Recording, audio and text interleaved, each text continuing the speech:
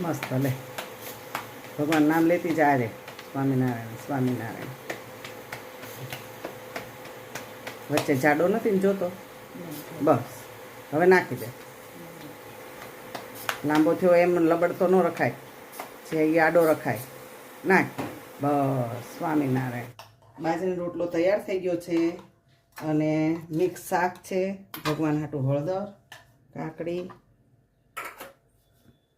હવે મૂળા ખાવાના ભગવાનને ધરી દીધા અન્નકોટમાં એટલે હવે મૂળા ખાવાના 4.5 મહિના નહીં પૂરા